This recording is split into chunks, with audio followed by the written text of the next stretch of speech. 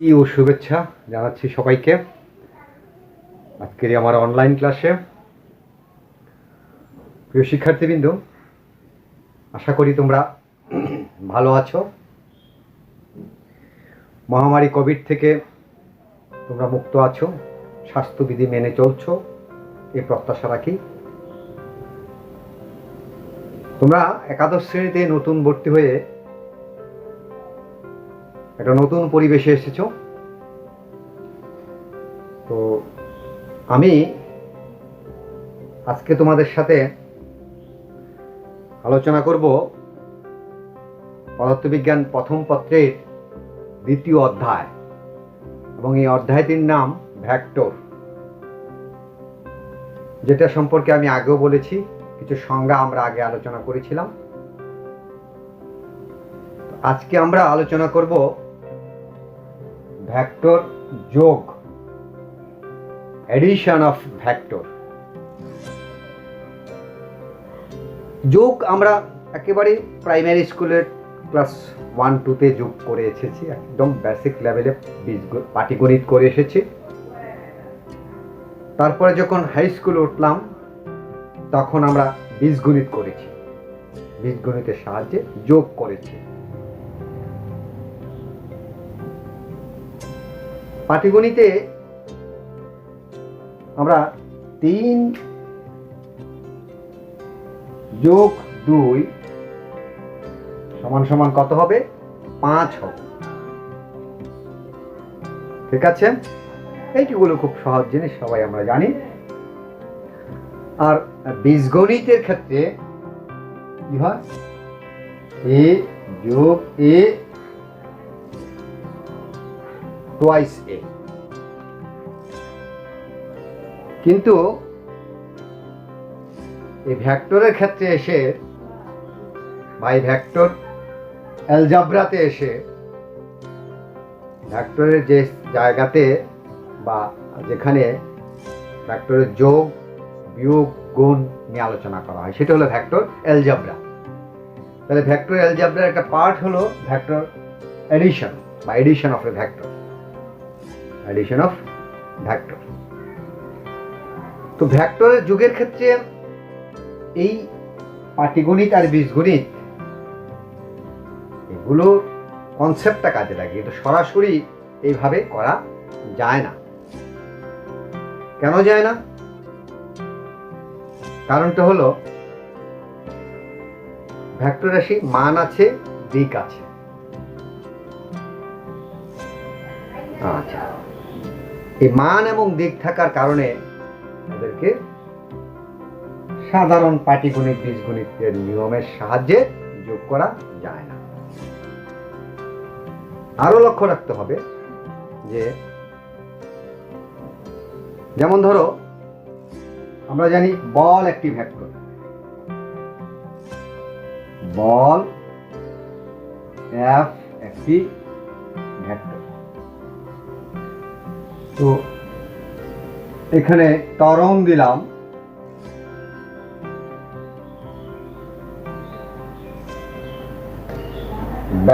বল vector দিলাম এইদিকে, যেহেতু বল একটি ভেক্টর, ত্বরণ ভেক্টর দিলাম ওইদিকে। এখন আমাকে বলা হলো যোগ করতে হবে, বল এবং ত্বরণকে যোগ করতে হবে। এটা কিন্তু করা সম্ভব না। কেন সম্ভব না? যদিও দুটি ভেক্টর, বলও ভেক্টর ত্বরণও ভেক্টর, তারপরে এদেরকে যোগ করা সম্ভব হবে না। কেন সম্ভব হবে না? কারণ দুটি ভিন্ন জাতীয় ভেক্টর, দুটি ভিন্ন জাতীয় ভেক্টর যোগ করা যায় না। যোগ করতে হলে দুটি একই জাতীয় ভেক্টর হতে হবে, বিয়োগ করতে হলে দুটি একই জাতীয় ভেক্টর হতে হবে। ক্লিয়ার? তাহলে প্রথম শর্ত হলো যোগের ক্ষেত্রে বা বিয়োগের ক্ষেত্রে যে ভেক্টর দুটিকে একই জাতীয় হতে হবে। এখন এইটা বল এবং এইটাও যদি বল হয়,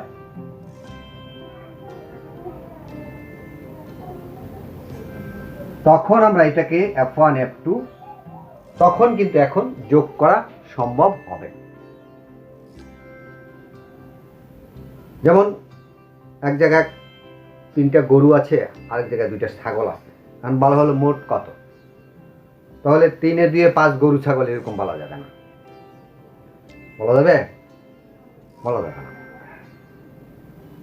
আবার দেখো, আমরা গাণিতিক সমস্যা সমাধান করার ক্ষেত্রে কোথাও সিজিএস সিস্টেমে একক দেওয়া থাকে, কোথাও এমকেএস সিস্টেমে একক দেওয়া থাকে, বা কোথাও এফপিএস সিস্টেমে একক দেওয়া থাকে। তাহলে এফপিএসগুলোকে সিজিএসগুলোকে কনভার্ট করতে হবে এসআই পদ্ধতিতে, কনভার্ট করে তারপর আমরা কাজটা সমাধান করি।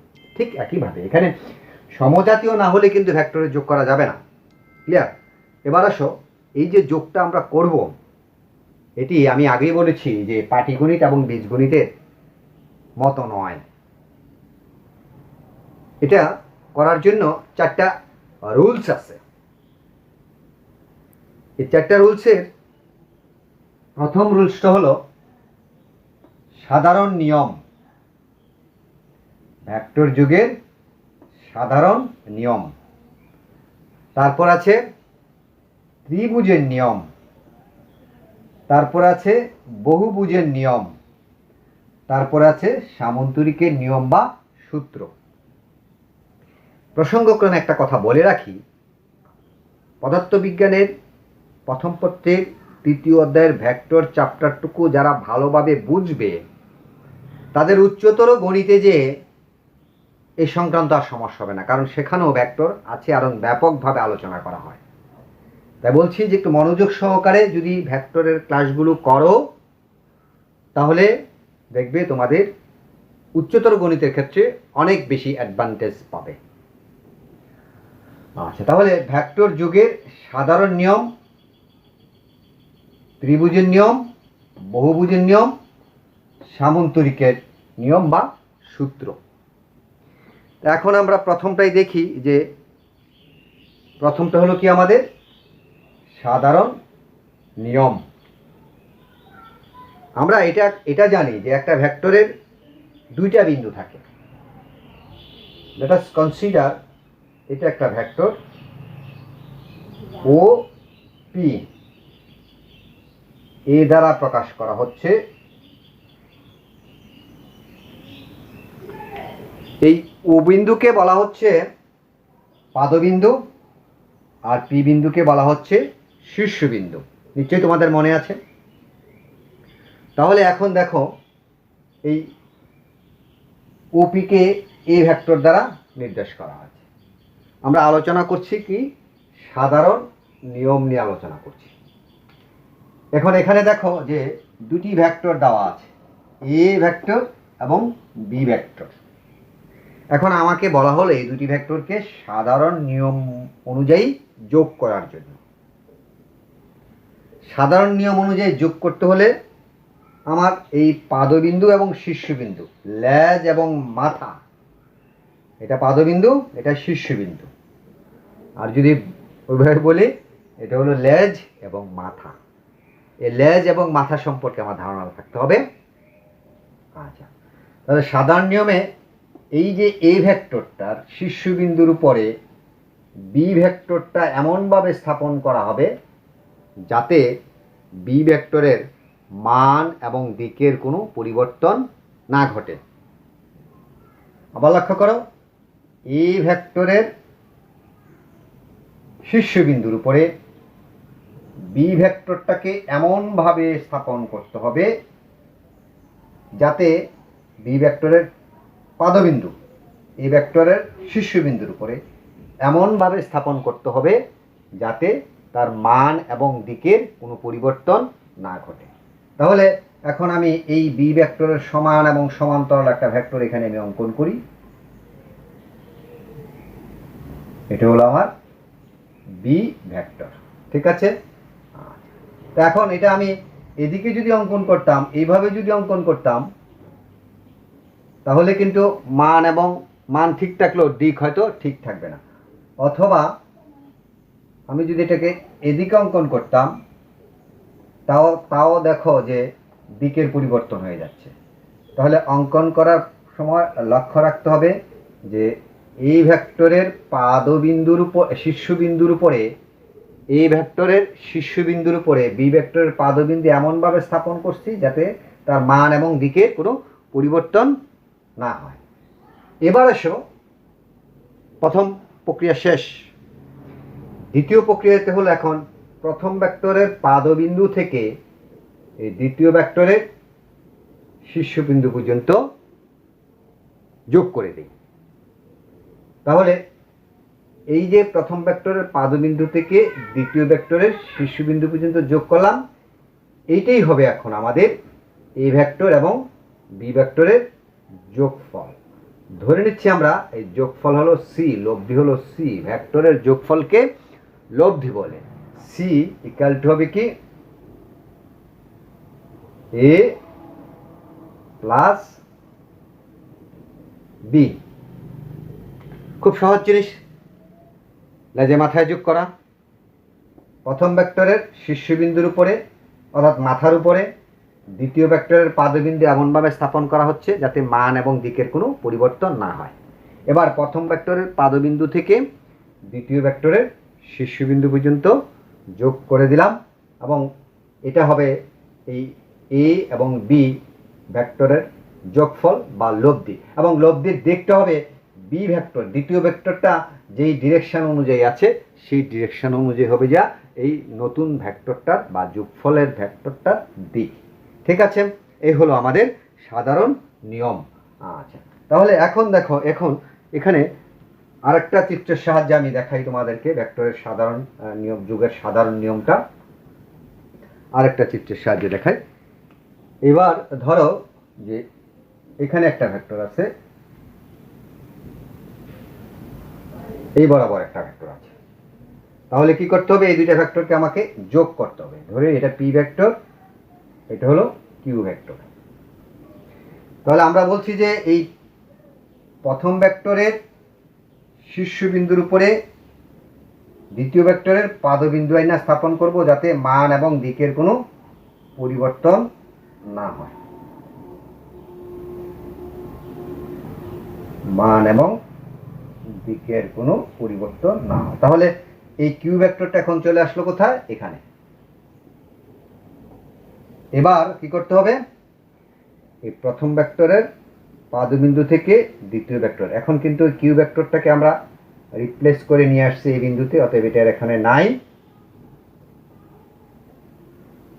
তাহলে এই প্রথম ভেক্টরের পাদবিন্দু থেকে দ্বিতীয় ভেক্টরের শীর্ষবিন্দু পর্যন্ত যোগ করলাম, এটা হলো আমাদের লব্ধি R equal to P plus Q. ঠিক আছে, এটা হলো ভেক্টর যুগের সাধারণ নিয়ম। এবার আমরা চলে যাব আমাদের দ্বিতীয় যে নিয়মটা আছে সেটা হলো ত্রিভুজের নিয়ম। আমরা আলোচনা করব এবার ত্রিভুজের নিয়ম। ত্রিভুজের নিয়ম, ত্রিভুজের তিনটা বাহু থাকে আমরা জানি। ভুজ মানে বাহু, ত্রি মানে তিন, তিনটা বাহু থাকে, তাই না? আচ্ছা, তাই তিনটা বাহু যদি থাকে তাহলে এর সাহায্যে কি করে আমরা ভেক্টরের যোগ করব? একটু চিন্তার ব্যাপার না? কোনো চিন্তা নেই, খুব সহজ জিনিস। আমরা ত্রিভুজের নিয়ম করছি, লক্ষ্য করো আমি একটা ত্রিভুজ অঙ্কন করছি এখানে। এ বি সি একটা ত্রিভুজ, এখানে এ বি সি একটা ত্রিভুজ। এই ত্রিভুজ থেকে এখন আমরা ত্রিভুজের নিয়ম, ভেক্টর যুগের ক্ষেত্রে ত্রিভুজের নিয়ম নিয়ে আলোচনা করছি। লক্ষ্য করো, নিয়মটা হলো যে এই যে তিনটা বাহু আছে এ বি, বিসি, এসি, প্রত্যেকটা বাহু কিন্তু একটার সাথে একটা সন্নিহিত বাহু ত্রিভুজের ক্ষেত্রে। এবি বাহু, এসি বাহু, এই দুটি সন্নিহিত বাহু, অথবা বিসি বাহু, এসি বাহু, এই দুটি সন্নিহিত বাহু, অথবা এবি বাহু, এসি বাহু, এই দুটি বাহু সন্নিহিত বাহু। আচ্ছা, তাহলে যদি কোনো ত্রিভুজের দুটি সন্নিহিত বাহু দ্বারা দুটি ভেক্টরকে নির্দেশ করা হয়, দুটি সন্নিহিত বাহু দ্বারা দুটি ভেক্টরকে নির্দেশ করা হয়। মনে করি আমার এই চিত্রে এ বি সি ত্রিভুজের এ বি দ্বারা একটা ভেক্টর নির্দেশ করছি, পি, এবং বিসি আর একটা বাহু, সেটা নির্দেশ করছি কিউ ভেক্টর। তাহলে এখন এখানে দেখো যে দুটি সন্নিহিত বাহু এ বি এবং বিসি, দুটি সন্নিহিত বাহু। এ বি বাহু দ্বারা পি ভেক্টরকে, বিসি বাহু দ্বারা কিউ ভেক্টরকে নির্দেশ করা হচ্ছে। তাহলে যোগফলটা হবে কি, তৃতীয় যে বাহুটা থাকে, তৃতীয় বাহু কোনটা? তৃতীয় বাহু হলো এসি, তৃতীয় বাহু হলো এসি। তাহলে এই এসিটা হবে আমার যোগফল, এই এসিটা হবে আমার যোগফল। অর্থাৎ এই লব্ধি R equal to P vector plus Q vector. আবার একটু প্রথম থেকে বলি, ত্রিভুজের নিয়ম, ভেক্টর যুগের ক্ষেত্রে ত্রিভুজের নিয়ম। এ বি সি একটা ত্রিভুজ, এর দুটি সন্নিহিত বাহু হলো এ বি এবং বিসি। এই দুটি সন্নিহিত বাহু দ্বারা দুটি ভেক্টরকে আমরা নির্দেশ করছি। A B vector, A B বাহু দ্বারা পি ভেক্টরকে নির্দেশ করা হচ্ছে এবং বিসি বাহু দ্বারা কিউ ভেক্টরকে নির্দেশ করা হচ্ছে। তাহলে ত্রিভুজের নিয়ম অনুসারে এই পি এবং কিউর যোগফল হবে তৃতীয় বাহুটি, অর্থাৎ এসি বাহু। তাহলে এখানে এ বি এসি সমান সমান হচ্ছে এ বি প্লাস বিসি, বা R equal to P plus Q. এবং দিক হবে দ্বিতীয় ভেক্টরটি যেই ক্রমে আছে সেই ক্রমে অনুযায়ী নতুন ভেক্টরটা, অর্থাৎ লব্ধি ভেক্টরটার দিক হবে। এবার দেখো এই দুইটার সাথে এখন একটু আমরা কম্পেয়ার করি। কার কার সাথে কম্পেয়ার করব? সাধারণ নিয়ম এবং ত্রিভুজের নিয়ম, এই দুইটার সাথে একটু কম্পেয়ার করি। সাধারণ নিয়মে বলা হচ্ছে কি, লেজে মাথায় প্রথম ভেক্টরের শীর্ষবিন্দুর উপরে দ্বিতীয় ভেক্টরের পাদবিন্দু এমনভাবে স্থাপন করি যাতে তার মান এবং দিকের কোনো পরিবর্তন না হয়। তারপরে প্রথম ভেক্টরের পাদবিন্দু থেকে দ্বিতীয় ভেক্টরের শীর্ষবিন্দু পর্যন্ত যোগ করি, এটি হবে ওই দুটি ভেক্টরের যোগফল, এবং দিক হবে দ্বিতীয় ভেক্টরটি যেই ক্রমে দিক আছে সেই ক্রম অনুযায়ী দিক হবে।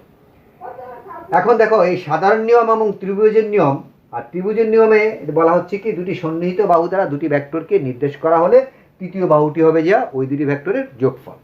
এখন দেখো একই কথা, সাধারণ নিয়মে যে কথাটুকু বলা হয়েছে ত্রিভুজের নিয়মে একটু চিন্তা করলে দেখো যে একই জিনিস।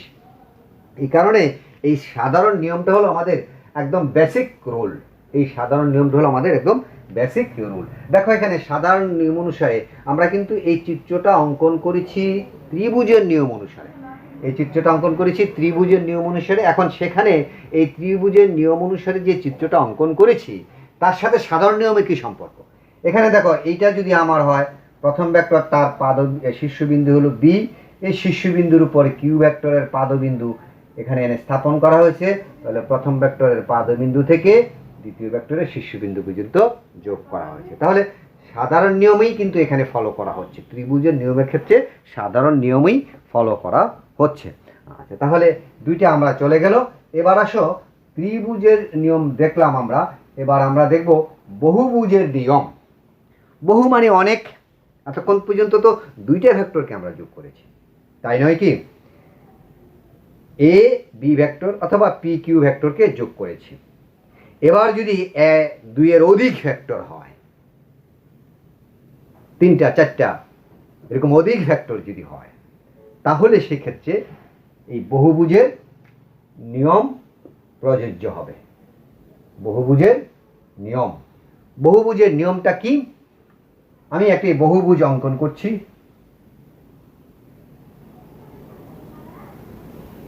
ধরো এখানে এটা দ্বারা একটা ভেক্টরকে এ নির্দেশ করছি আমরা, এটা দ্বারা বি ভেক্টরকে নির্দেশ করছি, তারপরটা দ্বারা সি ভেক্টরকে নির্দেশ করছি, তারপরটা দ্বারা ডি ভেক্টরকে নির্দেশ করছি, ই ভেক্টরকে নির্দেশ করছি। তাহলে A vector, attention to the whiteboard, A vector, B vector, C vector, D vector, E vector। এবং দেখো এখানে সাধারণ নিয়মই কিন্তু আছে, প্রত্যেকটার মাথার উপরে দ্বিতীয় পরেরটার লেজ এসে বসেছে, প্রত্যেকটার মাথার উপরে পরেরটার লেজ, এটার মাথার উপরে তারপরেরটার লেজ, এভাবে এটার মাথার উপরে তারপরেরটার ব্যাগ, একইভাবে আর ডি এর মাথার উপরে ই এর লেজ এসে বসেছে। এখন A B C D E এই 5টা ভেক্টরকে যোগ করতে বলা হচ্ছে। এখন এই বহুভুজের নিয়ম অনুসারে এই লেজে মাথা বসার পরে এখন এই প্রথম ভেক্টরের পাদবিন্দু থেকে এই দ্বিতীয় ভেক্টরের শীর্ষবিন্দু পর্যন্ত যদি আমরা যোগ করি, তাহলে এই আর ভেক্টর সমান সমান হবে A plus B plus C plus D plus E. ঠিক আছে, আর ভেক্টর সমান সমান হচ্ছে A plus B plus C plus D plus E. তাহলে ওই কথা সেটাই, প্রথম ভেক্টরের পাদবিন্দু থেকে সর্বশেষ ভেক্টরের, এই যে এখানে 5 নম্বরে যে ভেক্টরটা আছে ই ভেক্টর, তার শীর্ষবিন্দু পর্যন্ত প্রথম ভেক্টর থেকে শেষ ভেক্টরের শীর্ষবিন্দু পর্যন্ত আমরা যোগ করে দিলাম। সেটা হলো আমাদের বহুভুজের নিয়ম। এবার আসো সামন্তরিকের নিয়ম। আজকে আমি শুধু সামন্তরিকের নিয়মের সংজ্ঞাটা দেব, তারপরে আগামী ক্লাসে তার লব্ধির মান এবং দিক বের করব এবং তার আরও অন্য ব্যাখ্যা বিশ্লেষণে যাব। আজকে শুধুমাত্র আমি সামন্তরিকের নিয়ম বা সূত্রটা, এটা অত্যন্ত গুরুত্বপূর্ণ একটা জিনিস তোমাদের জন্য, এইটা থেকে উদ্দীপক হয় এবং প্রশ্নের সমাধান করতে বলা হয়। আমরা জানি যে সামন্তরিক কাকে বলে, যে চতুর্ভুজের বিপরীত বাহুগুলো সমান কিন্তু কোণগুলো সমকোণ নয়। যে চতুর্ভুজের বিপরীত বাহুগুলো সমান